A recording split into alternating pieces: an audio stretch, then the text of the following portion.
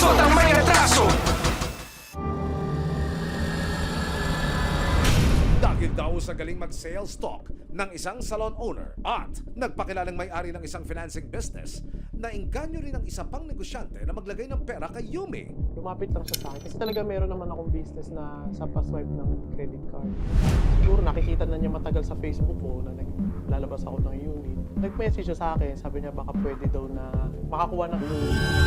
Pero matapos daw mabayaran ni Yumi ang unit, nabigla na lang daw siya nang biglang kumuha pa ito ng mahigit 10 units ng cellphone. Halos weekly, monthly, nagre-release ako sa kanya. Bago ako mag-release sa kanya, alam niya yun na may down payment. Yung down payment, okay din. Magda-down payment siya ng may 50,000, may 60,000, lahat. Nase-settle naman niya, nag-o-okay. Na magkapalagayan ng loob, nag-offer na rin umano si Yumi kay Erlinda, hindi niya tunay na pangalan na mag-invest sa kanyang negosyo. Tanong niya sa akin kung gusto kong mag-invest sa salon niya. Ang sabi niya sa akin, pang dadagdag niya sa renovation ng kanyang salon. Mula 50,000, umabot daw ng 900,000 pesos ang perang ininvest ni Erlinda kay Yumi. Mars, meron ka bang 50,000 dyan? Mars, meron ka bang 100,000 dyan? May 75 ka ba dyan? May 150 ka ba dyan? Paunti-unti yung labas, hindi isang bagsakan na 900. Buong akala raw ni Erlinda, lalago ang perang ibinagsak niya kay Yumi. Pero ang pangako nitong payout linggo-linggo, drawing daw pala. Noong January, pababa, okay pa lahat kami. Talagang pumalya lang kami noong September bago talaga ako mga anak. Tinaon talaga yung mga anak na ako nung nagkaroon kami ng kanya. 8.4 billion tsaka 900,000. So, nasa 9.3. Dahil daw sa matinding stress ni Erlinda, muntik pang malagay sa alanganin ang kanyang pagbubuntis. Nung time na yun, in-emergency na ako na panganak. Kasi dapat ang due date ko is October 21 pa. Birthday ko talaga. Pero napaaga, October 3, sabi, biyakin na ako. Hiling ni Annalyn at Erlinda, maibalik ang perang natangay sa kanila. Bigay ako ng buong tiwala. Sana kung kaya pa, maraming nasirang buhay, hindi lang buhay, pamilya. Gusto ko lang ma'am, talagang pagbayaran niya yung ginawa niya. Kasi ang dami niyang sinirang buhay. January 7, 2026, nakatanggap ng iba pang reklamo ang Criminal Investigation and Detection Group o CIDG Kamanava tungkol sa tumalbog na tsekeng nagkakahalagang 800,000 pesos. Ang itinuturong nag-issue ng tseke, walang iba kung hindi ang parehong negosyante na inirereklamo ni na Erlinda at Annalyn na si Yumi.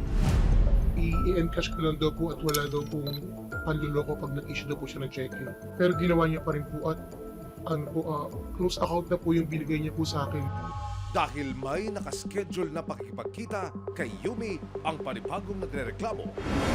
Nagkasa ang mga operatiba ng entrapment operation. Alas 5 ng hapon, nagsimula nang mag-usap sina Yumi at ang panibagong nagrereklamo sa isang coffee shop sa Malabon. Ang mga operatiba nakaabang na sa labas kasama ang resibo. Nang ilapat ni Yumi ang panibagong cheque, udyat na ito ng CIDG Kamanava para arestuhin siya. May hiniing ka ba? Subok o reklamo? Inaapi o inaagrabyado? May kakanta o ibibisto? Idulog na, tumindig ka. May solusyon. May tugon. May ebidensya. Resibo. Walang lusot ang may atraso. Ipagtanggol ang api, iwaksi ang tiwali, iwasto ang mali.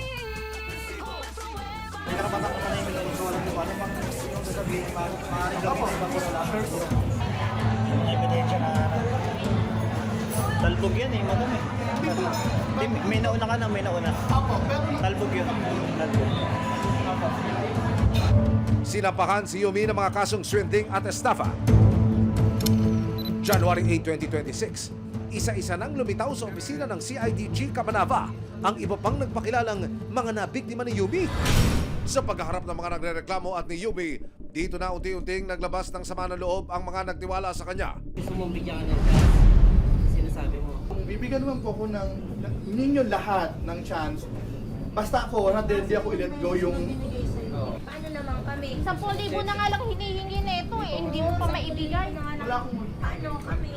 Pagtataka pa ng mga nagrereklamo, patuloy pa rin daw sa pagkolekta si Yumi kahit hindi na sila nababayaran nito.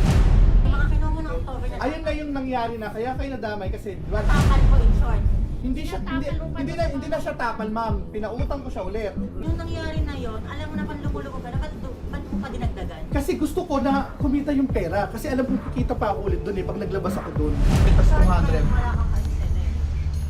Ngayon wala talaga kasi wala akong hawak ngayon. Pero Sa dami ng Nagtiwala nag-invest, sa'yo. nagtiwala sa'yo, Talaga? wala kang As tabi. in? wala, kahit mga baka wala na. Lahat kayo napapatuguan nung dati. Siyempre, nung Usapan na. hindi sila bago, yung bago nga. Tapos yan ma'am, naghingi ako tulong sa ibigay kasi wala na, parang drain na ako. Hindi na ako nakakain. Siyempre ako na po yung napapahiya. And then ang dahil nag-PM sa akin na ang dami yung na-scam. Ayun, buti natulungan po ako ng CIDG na makuha siya. Na, ang gusto lang namin is mabawi yung mga in-invest sa kanya. Humarap sa resibo si Yumi. Depensa niya, tinakbuhan din daw siya ng kanyang mga pinautang kaya hindi pa raw niya maibalik ang pera ng mga nagpakilalang na biktima. Naipit ako sa sitwasyon. Wala sa akin yung pera nila. Oo, sa akin nila pinasok pera nila. Pero hindi nila matanggap sa sarili nila na talaga namang may tumakbo na pautang. Oo, okay lang naman din nila tanggapin eh. Pero pakinggan naman nila yung side ko. Sa huli, humingi ng pasensya si Yumi sa mga taong nagtiwala at naglagay ng pera sa kanyang mga kamay. Ngayon, sa lahat ng financiers na nagkaganong kami, nanghihingi ako ng pasensya. Pero bigyan niyo na ako ng time. January 12, 2026, na-dismiss ang kasong estafa laban kay Yumi. Hindi raw sapat ang mga ebidensya laban sa kanya, lalong-lalo na't pirmado raw ang mga kasunduan. Ilang araw matapos ma-dismiss ang kaso at makalaya, nakausap muli ng resibo si Yumi. Sana maging okay na lahat, maging maayos na. And hopefully na makausap ko sila lahat na mabuti, yung financiers, para maging okay ako. Makakilos ako na maayos, ng hindi, walang iniisip na kung ano yung mangyayari sa akin. Nakalagay po doon na para po siya sa investment sa salon. Tama po ba yun? Hindi. No. Hindi siya para sa salon. Alam nila na yung in-invest nila or yung finance nila is para sa pautang. Na which is kumikita sila 10% weekly. So nung kumikita sila, masaya sila. Nung hindi na sila kumikita, pinuksanan nila ako.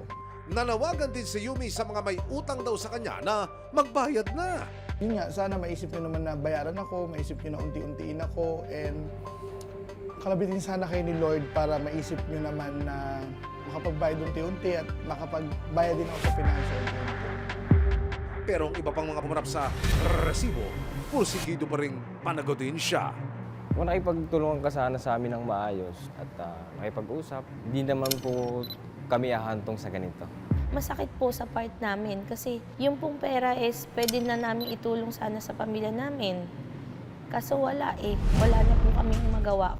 Sa ngayon, nakikipag-ugnayan na ang grupo sa kanilang abogado para sa susunod nilang mga hakbang. Inihahanda na raw nila ang panibagong mga kasong isasampa laban kay Yumi. Ang pagsampa ng kaso ay pagbibigay ng hustisya sa kanila. Bukod pa ron, dahil na rin sa tagal ng di umano'y kapabayaan nitong taong ito, ay gusto rin nilang makulong itong tao na ito dahil naging consistent yung mga excuse nitong taong ito sa hindi pagbabayad.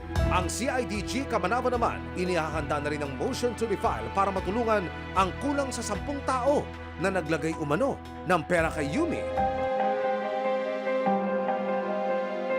Natumbas ng pera ang lahat ng pagod at sakripisyo. Kaya kung nakararanas din ng pang-abuso at panloloko, bukas po ang tanggapan ng resibo para sa inyong mga reklamo.